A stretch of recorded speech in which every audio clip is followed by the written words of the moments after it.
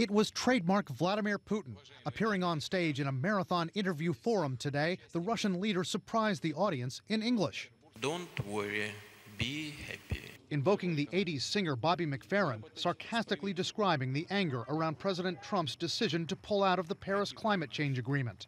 But in his native tongue, the former Soviet spy turned politician was far less sunny, continuing to deny Russian interference in the U.S. presidential election, while attacking former candidate Hillary Clinton, saying her campaign just can't admit its own mistakes caused her loss.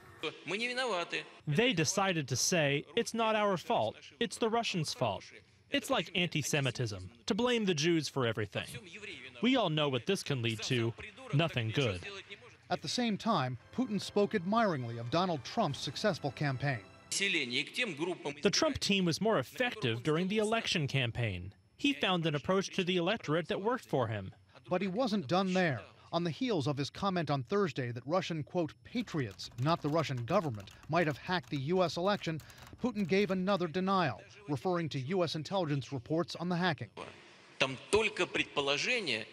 I read these reports. There is nothing specific in these reports, just assumptions and conclusions. And he denied any discussions about sanctions between his government and the incoming Trump administration. Tonight, analysts say Putin is looking for deniability, trying to prevent investigators from tracing any alleged interference in the election directly to him. But at the same time, they say, it appears he's loving the attention and the strife inside the U.S. political system. He now has a president who wants to have better relations with Russia. He has a scandal that has weakened the U.S. president. And he has a U.S. president who is busy lecturing his best allies about climate and about NATO.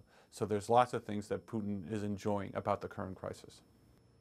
Vladimir Putin also came to the defense of the man who works for him here in Washington, Russian Ambassador Sergei Kislyak, who's at the center of investigations into Trump's aide's contacts with the Russians. Putin said, quote, our ambassador met with someone. What's the ambassador supposed to do? He must do that. He said reports of secret deals before the inauguration are plain hysteria. And, quote, how should we stop that? Take a pill or something? We also reached out to Hillary Clinton's representatives for response to his comments about her campaign. They declined to comment.